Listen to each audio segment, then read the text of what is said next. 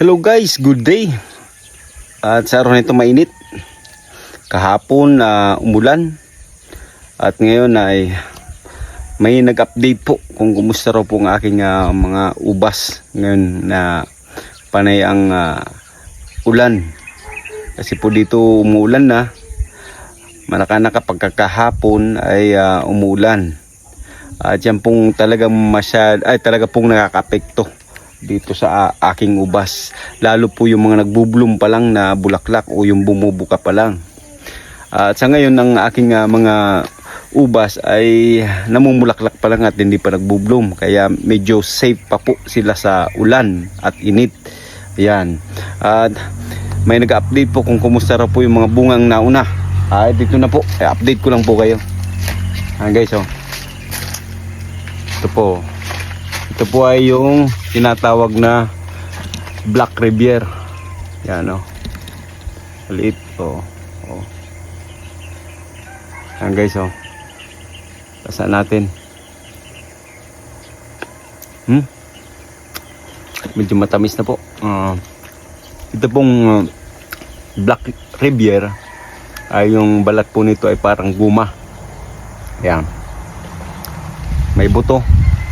At yan po, okay lang naman po siya. Okay na po siyang papakin kasi maitim na po yung kulay. Matamis na.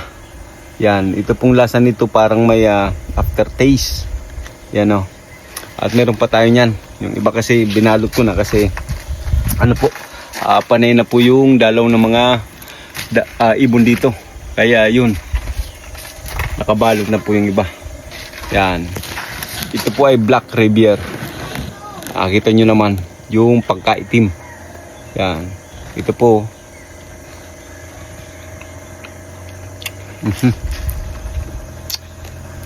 Parang guma yung balat.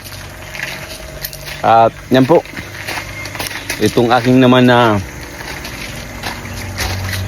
Prebrassini. Yan. Guys, Prebrassini. Ito pa ang mga bunga niyan. At siguro mga 2 weeks pa, hinog na po ito.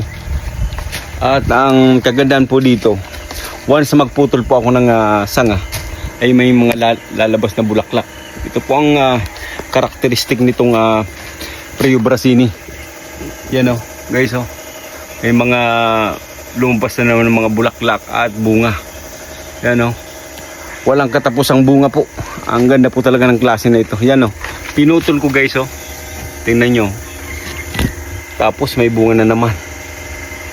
Ang kagandahan po nitong Prebrassini. Talaga mapapawaw ka na lang. Pinutol ko at naglabas na naman po ng bunga o ng bulaklak. Same po dito. Kaya ito po pinaparami ko na. At nag-grafting na pa ako sa ibang variety. Yung mahina kong mamunga na ubas ay kinonvert ko na po into Prebrassini. Yan Yan guys, ang lalapad na ng dahon. At tingnan nyo naman ito po yung sinugpungan o grafting ko. Grafted na po siya at nakita nyo naman sign of life. Buhay na. At ito po yung itong rootstock po niya ay Green Brazilian. Yan Green Brazilian po siya. At puputulin ko po siya once na ito po ay mag brown color na itong sanga. Yan guys, yan. Ito po, kung nakita nyo, puputulin ko po siya at ito na pong papatubuin natin. Yan ito na po. At itong ubas na ito ay magiging Prebrassini na. Yan. Ang bunga nito, dati yung maliliit lang, ito po, maliliit lang na bunga ay lalaki na. Magiging Prebrassini na po siya. Yan guys, yan. Ganyan po ang pagko-convert ng ubas, yung sabi nating low class, gagawin mong high quality na ubas o yung malalaki yung ay ang way para gawin yun ay ang grafting o pagsusugpong. Yan guys, oh. Halos ito pong linyang ito, halos pinalitan ko na po ng Preo Brasini. Yan, oh guys. Ito po.